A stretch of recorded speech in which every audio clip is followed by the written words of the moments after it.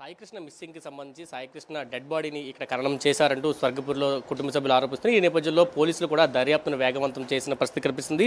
స్వర్గపూర్కి సంబంధించి మే నెల నుంచి ఇప్పటి వరకు కూడా అనాథ శవాలు ఏవైతే ఉన్నాయో ఎవరెవరు ఖననం చేశారు, ఏ టైంలో ఖననం చేశారు, ఏం వచ్చాయనే వివరాలని కూడా పోలీస్ డిపార్ట్మెంట్ ఇప్పటికే తీసుకుంటున్న పరిస్థితి కనిపిస్తుంది. పూర్తి వివరాలన్నింటినీ కూడా పడమట సిఐ పవన్ కిషోర్ వివరాలని కూడా నమోదు చేసుకున్న పరిస్థితి కనిపిస్తుంది.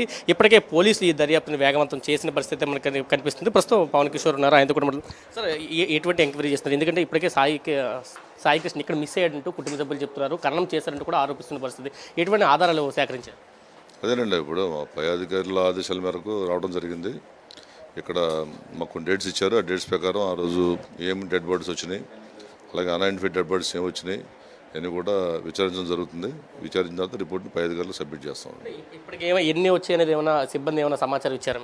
లేదండి, ఇప్పుడే జస్ట్ మాట్లాడుతున్నాం అండి. ఇప్పుడే తీసుకుంటున్నాం రికార్డ్, అది తీసుకుని మీరు చెప్తున్నాను. జనరల్గా ఈ అన్ఐడెంటిఫైడ్ డెడ్ బాడీస్ ఏవైతే ఉన్నాయో వాటిని ఖననం చేసేటప్పుడు కొంత ప్రొసీజర్ ఫాలో అవ్వాలి కదా, ఎటువంటి ప్రొసీజర్స్ మీరు ఫాలో అవుతారు? అంటే జనరల్గా అది స్టేషన్ లెవెల్లోనే ఎస్హెచ్ఓ ఎవరైనా ఒక అన్ఐడెంటిఫైడ్ డెడ్ బాడీ కనుక ఉందంటే మున్సిపల్ కార్పొరేషన్కి లెటర్ ఇవ్వడం జరుగుతుంది. ఆ మున్సిపల్ కార్పొరేషన్ వాళ్ళు మిగిలిన కార్యక్రమం అంటే దాని కార్యక్రమాలు వాళ్ళు చేసుకుంటారండి. ఇది చెప్తున్నారు.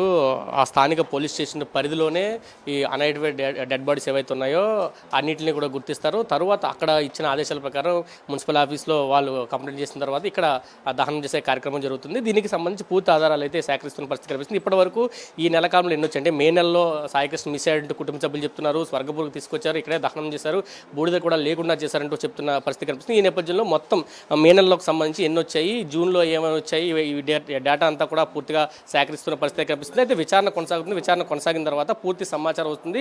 ప్రస్తుతం సిపి ఆదేశాల మేరకు విచారణ కొనసాగిస్తున్నామంటూ పవన్ కిషోర్ కూడా చెప్తున్న పరిస్థితి మనకు కనిపిస్తుందని చెప్పాలి. కెమెరా పర్సన్ నరసింహతో కలిసి సురేంద్ర, సాక్షి టీవీ, విజయవాడ నుంచి.